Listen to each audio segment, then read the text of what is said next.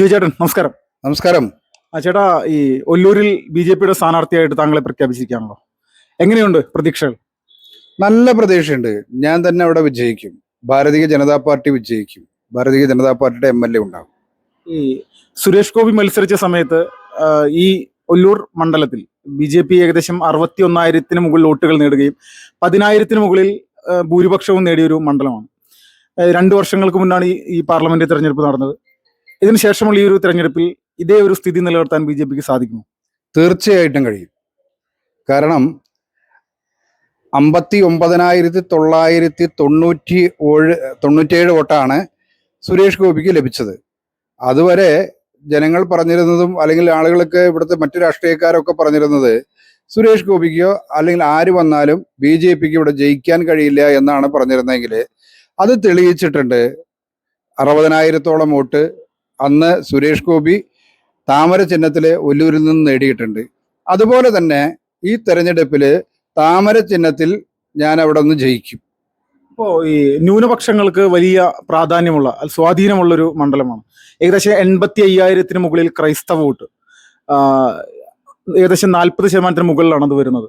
മണ്ഡലത്തിലെ വോട്ടർമാരുടെ ഒരു ലിസ്റ്റ് എടുത്ത് നോക്കിക്കഴിഞ്ഞാൽ സുരേഷ് ഗോപി ഒരു വലിയ ഒരു വോട്ട് ക്രൈസ്തവ വിഭാഗത്തിൽ നിന്ന് നേടിയിരുന്നു. ആ ഒരു വോട്ടിംഗ് ശതമാനം നിലനിർത്താൻ BJPക്ക് സാധിക്കും? തീർച്ചയായിട്ടും സാധിക്കും. സുരേഷ് ഗോപിയുടെ ജയത്തിന് ശേഷവും കേന്ദ്ര സർക്കാർ നരേന്ദ്രമോദി തന്നെയാണ് ഇന്ത്യയുടെ പ്രധാനമന്ത്രിയായിട്ട് തുടർന്നുകൊണ്ടിരിക്കുന്നത്. ജനങ്ങൾക്ക് ക്രൈസ്തവ വിഭാഗത്തിനടക്കം നല്ല വിശ്വാസമുണ്ട്. നരേന്ദ്രമോദിയുടെ നേതൃത്വം ഈ രാജ്യത്തിന്റെ സുരക്ഷയ്ക്ക് വേണ്ടിയിട്ട് ഏറ്റവും കൂടുതൽ കാര്യങ്ങൾ ചെയ്യുന്നതാണ്. സംരക്ഷിതരാണ് ഇവിടുത്തെ ന്യൂനപക്ഷം എന്നുള്ള ബോധ്യമുള്ളത് കൊണ്ട് തീർച്ചയായിട്ടും ന്യൂനപക്ഷ സമുദായങ്ങളടക്കം എന്നെ പിന്തുണയ്ക്കുമെന്നുള്ളൊരു സംശയമില്ല. ഇപ്പോൾ ഇവിടുത്തെ MLA, അതോടൊപ്പം അദ്ദേഹം മന്ത്രിയും കൂടിയാണ്, കെ രാജൻ. അപ്പോൾ അദ്ദേഹത്തിന്റെ പ്രവർത്തനങ്ങളിൽ ജനങ്ങൾ സന്തുഷ്ടരാണ് എന്നുള്ളൊരു നിലപാടുണ്ടോ? ഒരിക്കലുമില്ല. അദ്ദേഹം നോർമൽ ആ ഒരു ഫണ്ട് കിട്ടുന്നത് അനുസരിച്ചുള്ള ഒരു പ്രവർത്തനം അല്ലാതെ അതിൻ്റെ അപ്പുറത്തേക്ക് എന്ത് പുതിയ പാക്കേജാണ് ഒല്ലൂരിന് കൊണ്ടുവന്നിട്ടുള്ളത്? ഒല്ലൂരിന്റെ വികസനത്തിന് വേണ്ടിയിട്ട് ഒരു വലിയ പദ്ധതി എന്തെങ്കിലും ആവിഷ്കരിക്കാൻ, കുടിവെള്ളത്തിന്റെ പ്രശ്നമുണ്ട്, ആരോഗ്യ മേഖലയിലെ പ്രശ്നമുണ്ട്, വിദ്യാഭ്യാസ മേഖലയിലെ പ്രശ്നമുണ്ട്, കാർഷിക മേഖലയിലെ പ്രശ്നമുണ്ട്. ഈ പ്രശ്നങ്ങൾ, അതേപോലെ തന്നെ പട്ടയം ലഭിക്കാത്ത നൂറുകണക്കിന് ആളുകൾ, അതേപോലെ തന്നെ വനത്തിനോടനുബന്ധിച്ച് കിടക്കുന്ന ജനവാസ മേഖലകളിലെല്ലാം തന്നെ കാട്ടാനയുടെ ശല്യം, ഇതൊന്നും പരിഹരിക്കാനായിട്ട് അദ്ദേഹത്തിന് കഴിഞ്ഞില്ല എന്നുള്ളതിനെ കുറിച്ച് കൃത്യമായിട്ട് ജനങ്ങൾ ബോധവാന്മാരാണ്. പഴയ കാലമല്ലത്, ജനങ്ങൾ ബോധവാന്മാരാണ്. ആരെന്ത് ചെയ്യുന്നു, എന്ത് ചെയ്യാൻ ആർക്ക് കഴിയും എന്നുള്ളതിനെ കുറിച്ച് ബോധ്യമുള്ളത് കൊണ്ട് തീർച്ചയായിട്ടും ഈ തെരഞ്ഞെടുപ്പിൽ ഞാൻ വിജയിക്കുമെന്നുള്ളത് തർക്കമില്ല. ഇപ്പോൾ കോൺഗ്രസും വലിയൊരു പ്രതീക്ഷയിലാണ് ഈ ഒരു മണ്ഡലത്തിൽ. അവരും പറയുന്നത് അവർക്ക് അധികാരത്തിൽ വരാൻ സാധിക്കും, അതിന് ഒരു MLA ഈ ഒരു ഒല്ലൂർ മണ്ഡലത്തിൽ നിന്ന് സൃഷ്ടിച്ചെടുക്കും, ജനങ്ങൾ നൽകുമെന്നുള്ള രീതിയിലാണ് അവരുടെ ഒരു പ്രചരണം. യഥാർത്ഥത്തിൽ ഈ സംഘടനാ സംവിധാനങ്ങൾ എടുത്തു വെച്ച് നോക്കുമ്പോൾ BJP ഇവരെക്കാൾ മേൽക്കൈ നേടിയിട്ടുണ്ടോ ഈ ഒരു കുറച്ച് നാളുകൾക്ക് ഉള്ളിൽ? BJPയെ സംബന്ധിച്ചിടത്തോളം BJP മേൽക്കൈ നേടിയത് കൊണ്ടാണല്ലോ സുരേഷ് ഗോപി 60,000-ഓളം വോട്ട് നേടാനായിട്ട് കഴിഞ്ഞത്. പിന്നെ കോൺഗ്രസ് ഒരു ജയം എന്നുള്ളത്, ഞാൻ അതിനെക്കുറിച്ച് ഉത്തരം പറയേണ്ട ആളല്ല, ഞാൻ പറയാൻ ആഗ്രഹിക്കുന്നുമില്ല. നിങ്ങൾക്ക് നോക്കി കണ്ടാൽ മനസ്സിലാകും. ഒല്ലൂർ നിയോജക മണ്ഡലത്തില് തുടർച്ചയായിട്ട് വേറൊരു സംവിധാനം ജയിച്ചു വരുന്നു. അതേപോലെ തന്നെ ഒല്ലൂർ നിയോജക മണ്ഡലം നിരവധി ആളുകൾ ഇന്ന് BJPയിൽ ചേർന്നുകൊണ്ടിരിക്കുക. തൊട്ടടുത്ത നിയോജക മണ്ഡലം തൃശ്ശൂരില് കഴിഞ്ഞ അസംബ്ലി തെരഞ്ഞെടുപ്പിന് UDF സ്ഥാനാർത്ഥിയായിരുന്ന കേരളത്തിന്റെ മുൻ മുഖ്യമന്ത്രി കരുണാകരന്റെ മകള് പത്മജിയാണെന്ന് BJPയുടെ സ്ഥാനാർത്ഥി.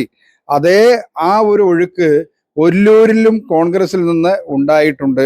അതേപോലെ തന്നെ ഒല്ലൂരിലും ഇടതുപക്ഷത്തിൽ നിന്ന് കഴിഞ്ഞ ദിവസം നിരവധി ആളുകൾ പാർട്ടിയിൽ ചേർന്നിട്ടുണ്ട്. ഇനി വരും ദിവസങ്ങളിൽ നിരവധി ആളുകൾ ഇടത് വലത് മുന്നണികളിൽ നിന്ന് BJPയിൽ വന്നു ചേരും. BJP അതിശക്തമായിട്ട് മുന്നോട്ട് പോകും.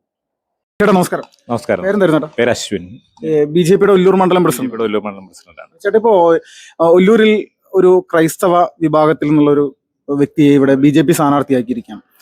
ക്രിസ്ത്യൻ വോട്ടുകൾ കഴിഞ്ഞ കുറച്ച് നാളുകളായിട്ട് സംഘടിതമായിട്ട് BJPയിലേക്ക് ഒല്ലൂർ പോലെയുള്ള മേഖലയിൽ വരുന്നുണ്ട്. അപ്പോ ഇത് ഇത്തവണയും തുടരാനുള്ള സാധ്യതയുണ്ട്? തീർച്ചയായിട്ടും തുടരാനുള്ള സാഹചര്യമുണ്ട്. കാരണം എന്താണ്? അടിസ്ഥാനപരമായിട്ട് BJP ഒരു മതാടിസ്ഥാനത്തിൽ ചിന്തിക്കുന്ന ഒരു പാർട്ടിയല്ല. ക്രൈസ്തവരായാലും ഹൈന്ദവരായാലും വികസനം ആഗ്രഹിക്കുന്ന എല്ലാവരും തന്നെ BJPയെ പിന്തുണയ്ക്കുന്ന ഒരു കാഴ്ചയാണ് നമ്മൾ കാണുന്നത്. പ്രത്യേകിച്ച് ഒല്ലൂരിൽ കഴിഞ്ഞ ലോക്സഭാ തെരഞ്ഞെടുപ്പിന്റെ കാലഘട്ടത്തിലൊക്കെ ക്രൈസ്തവ സമൂഹം വികസനം ആഗ്രഹിക്കുന്നത് കൊണ്ട് തന്നെയാണ് സുരേഷ് ഗോപിക്ക് വോട്ട് ചെയ്തത്. പിന്നെ ഒല്ലൂർ എന്ന് വെച്ച് കഴിഞ്ഞാൽ ഒരു ക്രൈസ്തവ ഭൂരിപക്ഷ മേഖലയല്ല. ഇവിടെ ഏകദേശം 56% ഭൂരിപക്ഷ സമുദായത്തിൽപ്പെട്ട ഹിന്ദുക്കളുള്ള ഒരു പ്രദേശമാണ്. ഈഴവ സമുദായത്തിനൊക്കെ വലിയൊരു പ്രാധാന്യം തന്നെ നമ്മുടെ മണ്ഡലത്തിലുണ്ട്. അപ്പോൾ ഈ ജാതീയ മതചിന്തകൾക്ക് അതീതമായിട്ട് വികസനം ആഗ്രഹിക്കുന്ന എല്ലാവരും NDA സ്ഥാനാർത്ഥിക്ക് ഇത്തവണയും വോട്ട് ചെയ്യുമെന്നുള്ള കാര്യത്തിൽ യാതൊരു സംശയവുമില്ല. ഇപ്പോൾ ഈ കേരളത്തിന്റെ ഒരു രാഷ്ട്രീയ രീതി എടുത്തു നോക്കിക്കഴിഞ്ഞാൽ മതത്തിന്റെ ഒരു പ്രാധാന്യം എടുത്തു മാറ്റിവെക്കാൻ പറ്റാത്ത തരത്തിലേക്കാണ് ഇപ്പം മുസ്ലിം ലീഗ് ആണെങ്കിലും കോൺഗ്രസ് ആണെങ്കിലും എല്ലാം മുന്നോട്ട് പോയിക്കൊണ്ടിരിക്കുന്നത്. ജമാഅത്ത് ഇസ്ലാമി പോലെയുള്ള ഒരു സംവിധാനവുമായി ചേർന്നുകൊണ്ട് അവരൊരു തീവ്രവാദ മനോഭാവമുള്ള സംഘടനയല്ലേ എന്നെല്ലാം പറഞ്ഞുകൊണ്ടാണ് പ്രതിപക്ഷ നേതാവ് VD സതീശൻ പല ഘട്ടങ്ങളായിട്ട് പ്രസ്താവന നടത്തിക്കൊണ്ടിരിക്കുന്നത്. ഇത് ഇവിടുത്തെ ഈ ഹിന്ദു ക്രിസ്ത്യൻ വിഭാഗങ്ങളിടയിൽ വലിയ രീതിയിൽ BJPയിലേക്ക് അവരടിപ്പിക്കാനുള്ളൊരു സാഹചര്യങ്ങൾ ഒരുക്കി എന്നുള്ളത് യാഥാർത്ഥ്യമാണ്. തീർച്ചയായിട്ടും അത് നമുക്കറിയാവുന്ന ഒരു കാര്യമാണ്. ഈ VD സതീശൻ ജമാഅത്തെ ഇസ്ലാമിയെ കൂടെ നിർത്തിക്കൊണ്ട് തന്നെ മറ്റ് ഹിന്ദു ജാതീയ സംഘടനകൾക്കെതിരെ ഒരു തുറന്ന ഒരു യുദ്ധം എന്നുള്ള നിലയ്ക്കാണ് ഒരു കാഴ്ചപ്പാടാണ് അദ്ദേഹം സ്വീകരിച്ചിട്ടുള്ളത്. അതായത് SNDPക്കെതിരെയും NSSനെതിരെയും അവരുടെ ജാതീയ ചിന്തകൾക്ക് അതീതമായിട്ട് UDF നിൽക്കുമെന്ന് പറയുമ്പോൾ തന്നെ അവരുടെ കൂടെ പിടിച്ചു നിർത്തിയിരിക്കുന്നത് ജമാഅത്തെ ഇസ്ലാമിയാണ്. ദേശീയ തലത്തിൽ നോക്കിക്കഴിഞ്ഞാലും കോൺഗ്രസ് എന്നും സ്വീകരിച്ചിരിക്കുന്നത് ഈ നാട്ടിലെ ഇസ്ലാമിക തീവ്രവാദികളുടെ കൂടെ നിന്നുകൊണ്ട് അവരുടെ ഒപ്പം നിന്നുകൊണ്ട് മറ്റ് ഭൂരിപക്ഷ സമുദായത്തിനെ ഇകഴ്ത്തി താഴ്ത്തുന്ന ഒരു കാഴ്ചപ്പാടാണ് കോൺഗ്രസ് സ്വീകരിക്കുന്നത്. ഇപ്പോൾ ദേശീയ തലത്തിൽ അവർ സ്വീകരിക്കുന്ന അതേ നിലപാട് തന്നെയാണ് അവർ കേരളത്തിലും സ്വീകരിച്ചു കൊണ്ടുവരുന്നത്.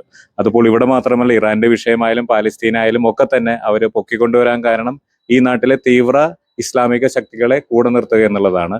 BJPയെ സംബന്ധിച്ചിടത്തോളം ഈ നാട്ടിലെ ക്രൈസ്തവ സമൂഹത്തെയും അതുപോലെ തന്നെ ഹൈന്ദവ സമൂഹത്തിനും ഒരു അത്താണി എന്നുള്ള നിലയ്ക്കാണ് BJP അവർ കാണുന്നത്. ഇപ്പോൾ ഏറ്റവും പ്രധാനമായിട്ട് നമ്മുടെ കേരളം ഈ അടുത്ത കാലത്ത് കണ്ട ദേശീയ തലത്തിൽ പോലും ശ്രദ്ധ ആകർഷിച്ച ഒരു പ്രധാനപ്പെട്ട സമരമാണ് മുനമ്പം സമരം. ഈ മുനമ്പം സമരവുമായി ബന്ധപ്പെട്ടുകൊണ്ട് കോൺഗ്രസിന്റെ നേതാക്കന്മാരും CPMന്റെ നേതാക്കന്മാരും ഈ വഖഫ് ബോർഡിന് അനുകൂലമായിട്ടുള്ള നിലപാടെടുക്കുകയും സുപ്രീം കോടതിയിൽ പോവുകയും നിയമസഭയിൽ നിയമനിർമ്മാണം നടത്തുന്ന ഒരു രീതിയിലേക്ക് വരെ അവരുടെ നിലപാടുകൾ മാറിയിരുന്നു. എന്ന് വെച്ചാൽ 610 കുടുംബങ്ങളിൽ 90% ക്രൈസ്തവരുള്ള ഈ മുനമ്പത്ത് അവരുടെ എല്ലാം ഒരു വേദന തിരിച്ചറിയാൻ യഥാർത്ഥത്തിൽ ഇവിടെയുള്ള ഈ കോൺഗ്രസിനും LDFനും സാധിച്ചില്ല എന്നുള്ളത് ഒരു യാഥാർത്ഥ്യമല്ലേ? തീർച്ചയായിട്ടും അത് യാഥാർത്ഥ്യമാണല്ലോ. അവരെന്നും സ്വീകരിച്ചിരിക്കുന്ന നിലപാട് അതാണ്, ഈ ഒരു ഇസ്ലാമിക ശക്തികളെ കൂടെ നിർത്തുക എന്നുള്ളതാണ്. നമ്മൾ ചിന്തിക്കുന്നത് ക്രൈസ്തവരോ ഹൈന്ദവരോ മുസ്ലിം സമൂഹമോ എന്നല്ല. ആ നാട്ടിലെ ജനങ്ങൾക്ക് നീതി ലഭിക്കണം, മുനമ്പത്തെ ജനങ്ങൾക്ക് നീതി ലഭിക്കണം. അതിപ്പോ കാശ്മീരിലെ ജനങ്ങളായാലും അതിന്റെ മതാടിസ്ഥാനത്തിൽ നമ്മൾ നോക്കേണ്ട ആവശ്യമില്ല. ആ കാശ്മീരിലെ പണ്ഡിറ്റുകൾക്ക് നീതി ലഭിക്കണമെന്നാണ് BJP പറഞ്ഞത്. പക്ഷെ അപ്പുറത്തെ കോൺഗ്രസ് എന്നും ചിന്തിച്ചിട്ടുള്ളത് മതാടിസ്ഥാനത്തിൽ കാര്യങ്ങളെ കാണുക, മതാടിസ്ഥാനത്തിൽ ജനത്തെ വിഭജിച്ച് അതിന്റെ നേട്ടം ഒരു പ്രത്യേക സമുദായത്തിന് മാത്രം എത്തിക്കുക എന്നുള്ളതാണ് അവർ ചിന്തിക്കുന്നത്.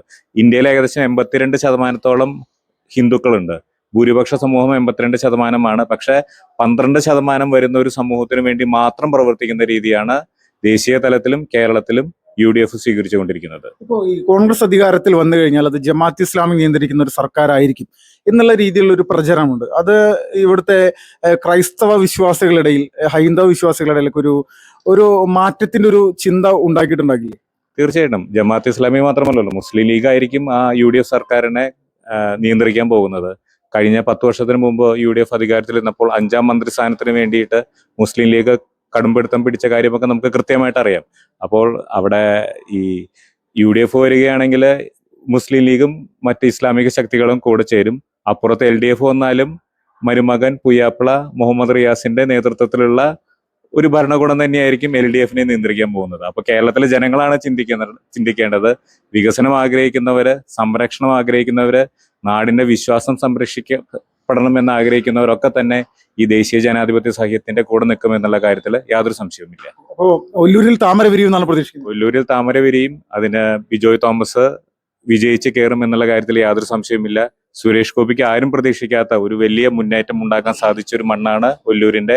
ജാതി മത രാഷ്ട്രീയ ചിന്തകൾക്ക് അതീതമായിട്ട് വികസനം ആഗ്രഹിക്കുന്ന എല്ലാവരും തന്നെ ബിജോയ് തോമസിന് വോട്ട് ചെയ്യുമെന്നുള്ള കാര്യത്തിൽ യാതൊരു സംശയവുമില്ല.